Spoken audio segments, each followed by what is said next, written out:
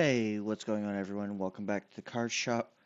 Today we're just going to be earning some cash to be able to unlock and purchase a few things from the stock order. Specifically, we're going to be trying to get the rare card or even the rare card 64 boxes. And we'll also be seeing if we can't get enough to burn a box or two for trade selections. We still have a few days on our card gradings, so I won't expect to get those back for another few episodes. Let's get started.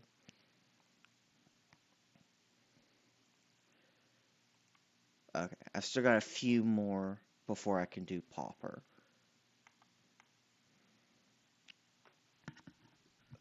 While there's nothing going on in the card shop, I managed to pick myself up a box of the Play Booster Spider-Man and Magic the Gathering cards and created myself a deck with them. I'm actually going to be sleeving those, so if there's any time skips or if there's just any time where I'm not as fast reacting to the game, it's because I'm in the middle of sleeving my new card deck while also playing a trading card game simulator. So bear with me on that. And I went with a very nice Spider-Man themed card sleeves for my new Spider-Man deck because you have to. Like you have to. I've also got a deck box that's Spider-Man-esque themed.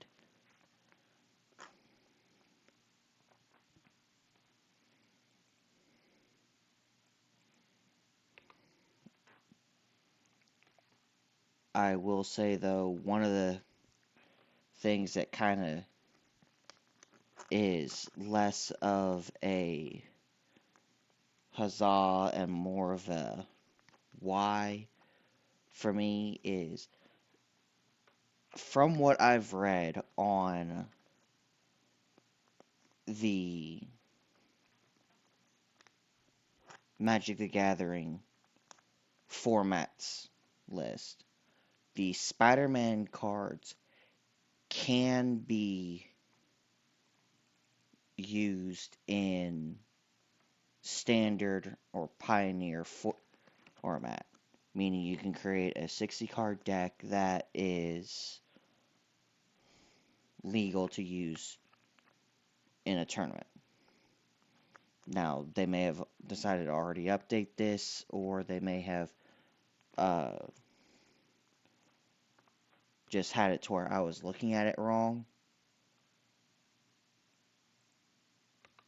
But the problem with them saying that the Spider-Man cards are standard and Pioneer legal is the fact that 90% of the cards in the set are legendaries, which means unless you have a spell that allows you to ignore the legendary blockout, meaning that you can only have one legendary with that name out on the field at a time, you really can't have copies of some of the Spider-Man and or the villains. You have to have a Spider-Verse, which is the card for this set that removes the legendary restriction, or you have to have a card from Kamigawa, the Neon Rat Ninja set. Uh, I just can't remember the name of that one I was told it earlier today while I was trying to get cards for something else, and I just don't remember it. I've been asleep since then, and if you can't tell from my voice, I'm a little under the weather. I woke up with a slight cold. It'll go away. It's just sometimes I would end up waking up with like a minor chest cold and muddle through it.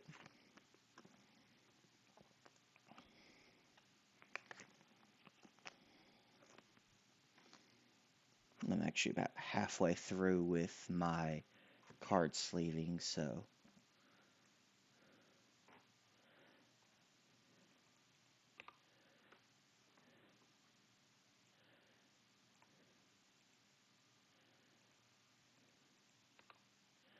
I'm just glad we've not had any ill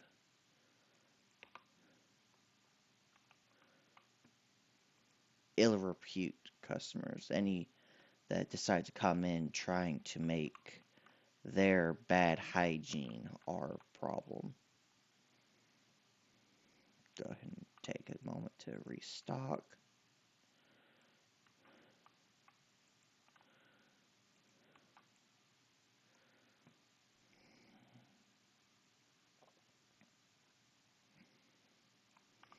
All right. Looks like even if we don't have the level to get the 64 count, we'll at least be able to get the 32 count box to rip. And I mentioned smellers, and they frickin' start showing up. Because that's how my luck reacts. Alright, now that we've got another lull spot, y'all go ahead and continue sleeving cards.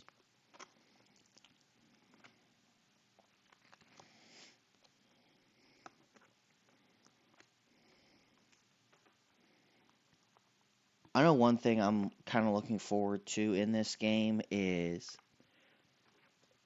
on the roadmap, it does show that we will eventually be able to play the card game, but that is one of the last items they are wanting to implement, at least based on their roadmap.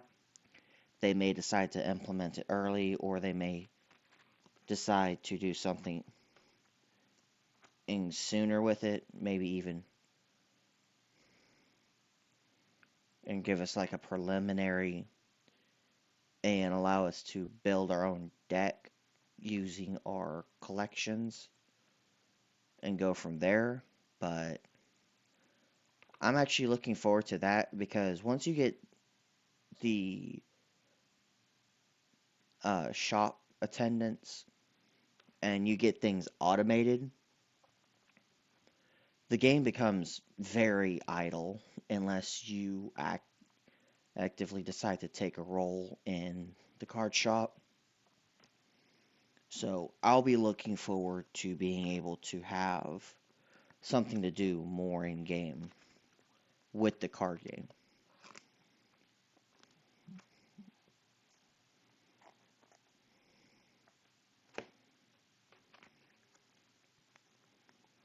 Uh,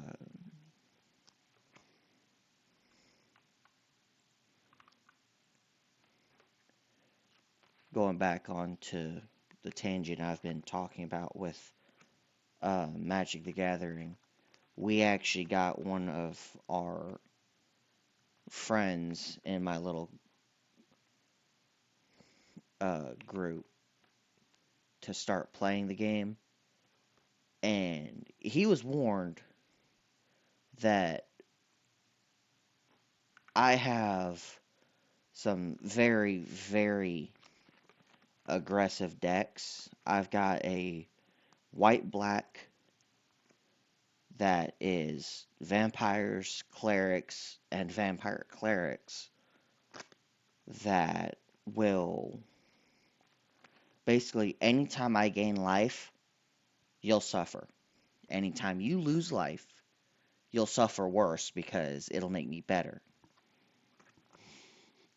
I've got cards in there that anytime I gain life, you'll lose life. Anytime you lose life, I'll gain life. And that is a beautiful combination to have.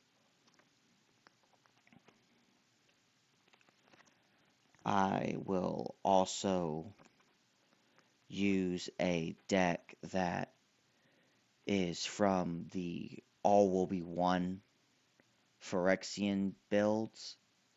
It is a green-black toxin deck that can put enough toxins on you to kill you or run your life to zero by turn 4 if you're not careful.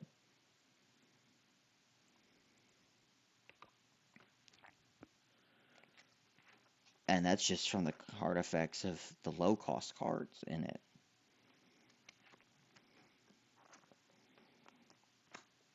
I also have a deck that I've had with me since high school, which for me was a very long time ago, from the Gate Crash and Return to Ravnica sets.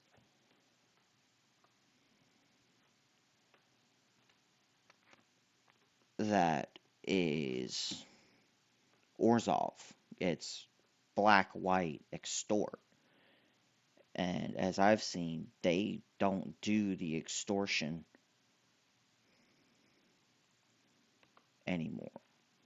Like, they got rid of that game mechanic, which is kind of sad. That was a very fun and albeit gimmicky uh,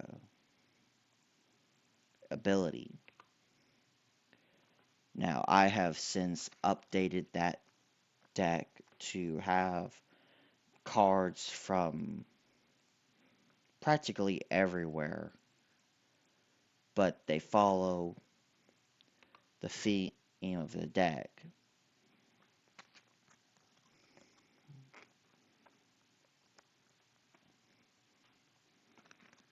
But that deck is one of my more gnarly card sets.